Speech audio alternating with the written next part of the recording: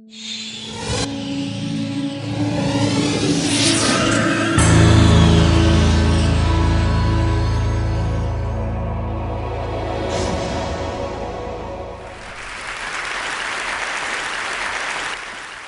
day in 1819, 3,000 miles off the coast of Chile, in one of the most remote regions of the Pacific Ocean, 20 American sailors watched their ship flood with seawater. They'd been struck by a sperm whale, which had ripped a catastrophic hole in the ship's hull. As their ship began to sink beneath the swells, the men huddled together in 3 small whaleboats. These men were 10,000 miles from home and more than 1,000 miles from the nearest scrap of land.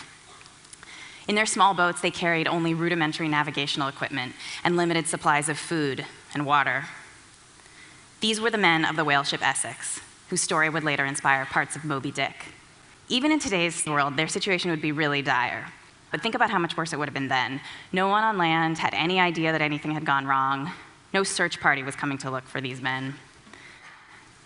So most of us have never experienced a situation as frightening as the one in which these sailors found themselves. But we all know what it's like to be afraid. We know how fear feels, but I'm not sure we spend enough time thinking about what our fears mean. As we grow up, we're often encouraged to think of fear as a weakness, just another childish thing to discard, like baby teeth or roller skates. And I think it's no accident that we think this way. Neuroscientists have actually shown that human beings are hardwired to be optimists. So maybe that's why we think of fear sometimes as a danger in and of itself. Don't worry, we like to say to one another. Don't panic. In English, fear is something we conquer. It's something we fight, something we overcome. But what if we looked at fear in a fresh way? What if we thought of fear as an amazing act of the imagination, something that can be as profound and insightful as storytelling itself? It's easiest to see this link between fear and the imagination in young children, whose fears are often extraordinarily vivid. When I was a child, I lived in California, which is, mostly a very nice place to live. But for me as a child, California could also be a little scary. I remember how frightening it was to see the chandelier that hung above our dining table swing back and forth during every minor earthquake. And I sometimes couldn't sleep at night, terrified that the big one might strike while we were sleeping. And what we say about kids who have fears like that is that they have a vivid imagination. But at a certain point, most of us learn to leave these kinds of visions behind and grow up. We learn that there are no monsters hiding under the bed, and not every earthquake brings buildings down. But maybe it's no coincidence that some of our most creative minds fail to leave these kinds of fears behind as adults. The same incredible imaginations that produced The Origin of Species, Jane Eyre, and The Remembrance of Things Past also generated intense worries that haunted the adult lives of Charles Darwin, Charlotte Bronte, and Marcel Proust. So the question is, what can the rest of us learn about fear from visionaries and young children? Well, let's return to the year 1819 for a moment, to the situation facing the crew of the whaleship Essex. Let's take a look at the fears that their imaginations were generating as they drifted in the middle of the Pacific. 24 hours had now passed since the capsizing of the ship. The time had come for the men to make a plan, but they had very few options. In his fascinating account of the disaster, Nathaniel Philbrick wrote that these men were just about as far from land as it was possible to be anywhere on Earth. The men knew that the nearest islands they could reach were the Marquesa Islands, 1,200 miles away. But they'd heard some frightening rumors. They'd been told that these islands and several others nearby were populated by cannibals. So the men pictured coming ashore only to be murdered and eaten for dinner. Another possible destination was Hawaii, but given the season, the captain was afraid they'd be struck by severe storms. Now, the last option was the longest and the most difficult: to sail 1,500 miles due south in hopes of reaching a certain band of winds that could eventually push them toward the coast of South America. But they knew that the sheer length of this journey would stretch their supplies of food and water. To be eaten by cannibals, to be battered by storms, to starve to death before reaching land. These were the fears that danced in the imaginations of these poor men. And as it turned out, the fear they chose to listen to would govern whether they lived or died. Now, we might just as easily call these fears by a different name. What if instead of calling them fears, we called them stories? Because that's really what fear is, if you think about it. It's a kind of unintentional storytelling that we are all born knowing how to do. And fears and storytelling have the same components. They have the same architecture. Like all stories, fears have characters. In our fears, the characters are us. Fears also have plots. They have beginnings and middles and ends. You board the plane takes off, the engine fails. Our fears also tend to contain imagery that can be every bit as vivid as what you might find in the pages of a novel. Picture a cannibal, human teeth sinking into human skin, human flesh roasting over a fire. Fears also have suspense. If I've done my job as a storyteller today, you should be wondering what happened to the men of the whaleship Essex. Our fears provoke in us a very similar form of suspense. Just like all great stories, our fears focus our attention on a question that is as important in life as it is in literature. What will happen next?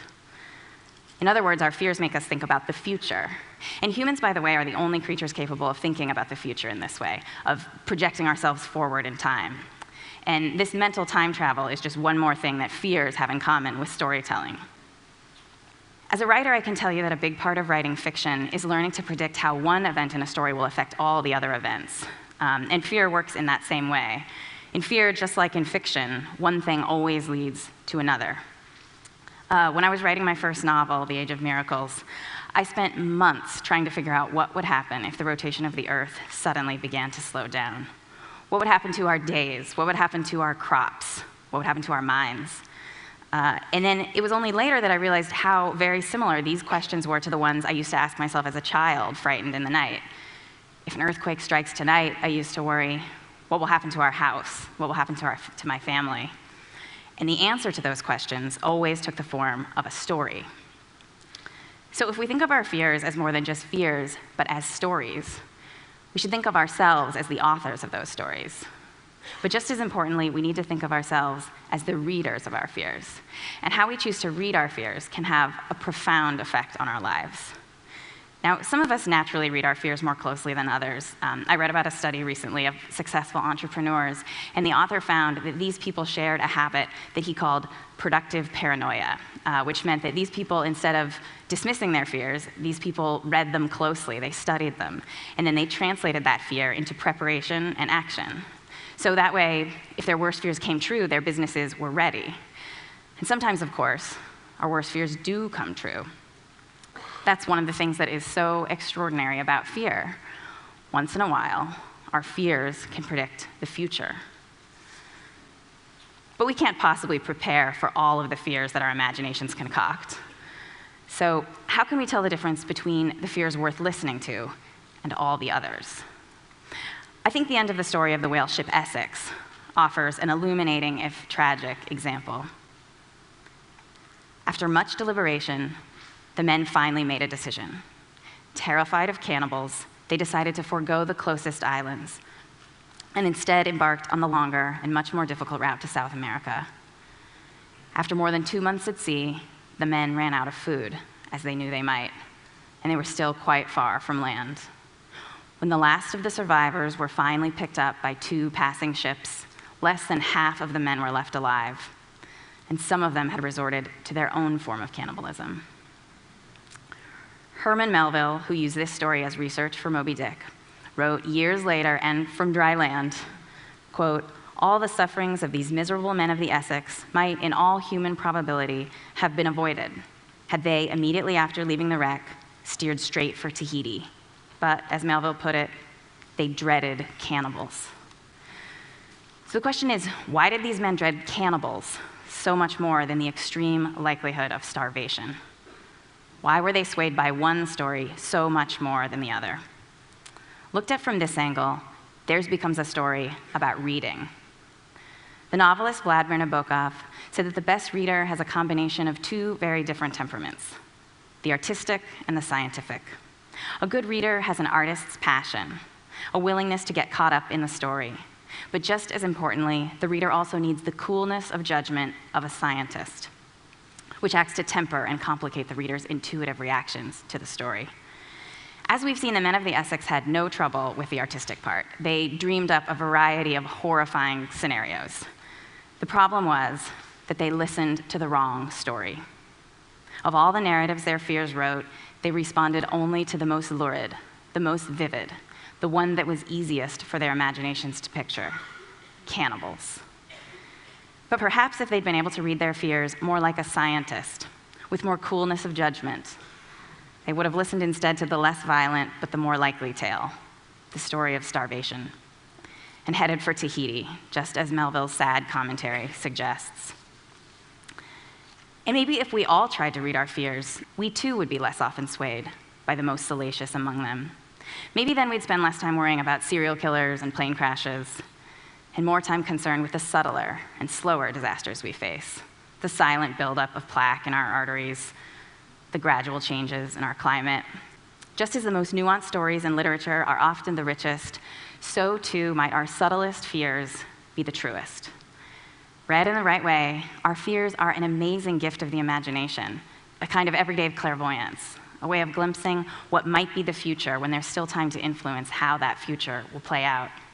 Properly read, our fears can offer us something as precious as our favorite works of literature: a little wisdom, a bit of insight, and a version of that most elusive thing, the truth. Thank you.